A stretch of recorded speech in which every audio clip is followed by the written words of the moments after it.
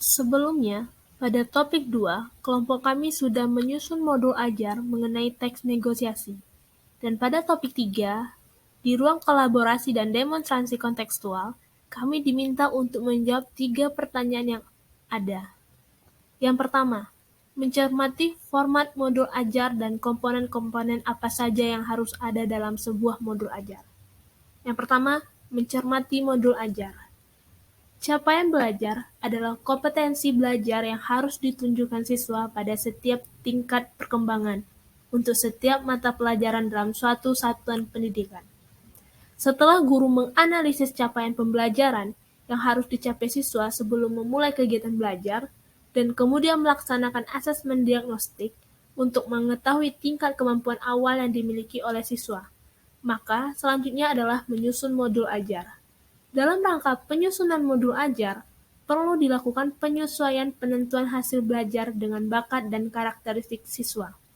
Dalam modul ajar, setidaknya berisi tujuan pembelajaran, langkah-langkah pembelajaran, atau metode dan media yang digunakan dalam proses pembelajaran, asesmen, serta materi pembelajaran dan sumber belajar lainnya, yang dapat membantu guru dalam melaksanakan pembelajaran tersebut. Secara umum, komponen yang terdapat dalam modul ajar dapat dijabarkan sebagai berikut. Yang pertama, tujuan pembelajaran. Yang kedua, kegiatan pembelajaran. Dan yang ketiga, asesmen. Dalam tujuan pembelajaran harus mencerminkan hal-hal penting dari pembelajaran dan harus bisa diuji dengan berbagai bentuk asesmen sebagai bentuk dari unjuk pemahaman. Kedua, tujuan pembelajaran akan menentukan kegiatan belajar, sumber daya yang digunakan, kesesuaian dengan keberagaman murid, dan metode asesmen yang digunakan.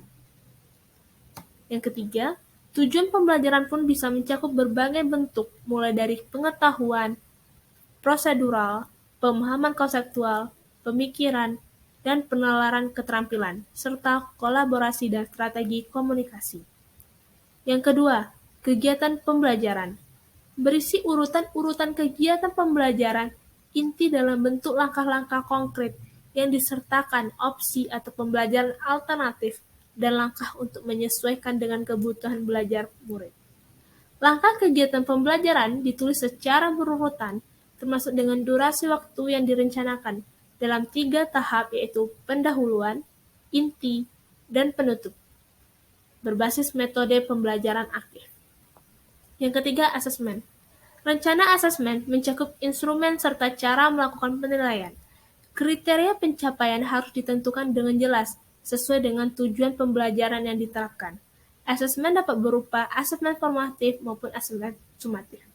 Namun, kedua jenis asesmen ini tidak harus selalu digunakan dalam modul ajar, melainkan dapat disesuaikan tergantung pada cakupan tujuan pembelajaran kebutuhan murid. Dalam perencanaan asesmen, guru juga perlu memahami salah satu prinsip asesmen dan kurikulum. Merdeka adalah mendorong menggunakan berbagai bentuk asesmen, bukan hanya tes tertulis. Hal ini dilakukan agar pembelajaran bisa lebih berfokus pada kegiatan yang bermakna, serta informasi atau umpan balik dari asesmen tentang kemampuan murid juga menjadi lebih kaya dan bermanfaat dalam proses perancangan pembelajaran berikutnya.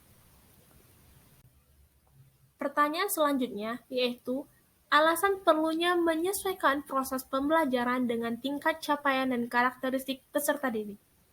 Guru memang diharuskan untuk menyesuaikan proses pembelajaran dengan tingkat capaian dan karakteristik peserta didik.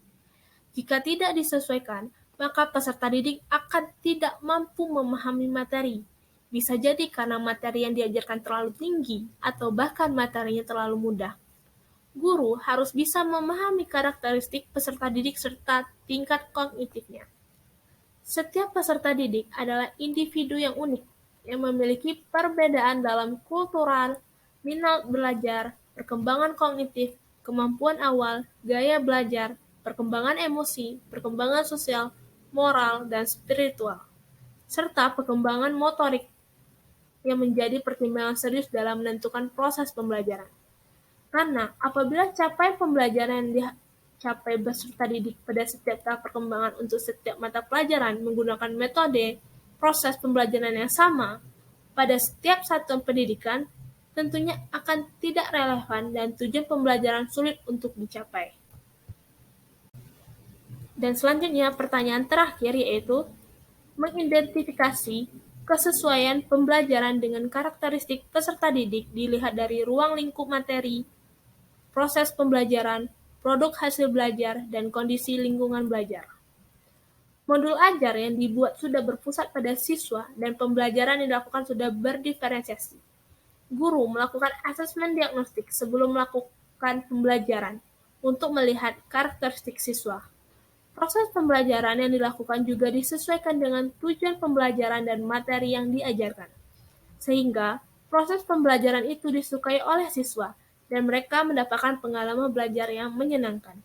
Jika materi dan proses yang dilakukan sudah tepat, maka kondisi lingkungan belajar siswa akan menyenangkan. Siswa juga dapat menghasilkan proyek hasil pembelajaran dengan baik.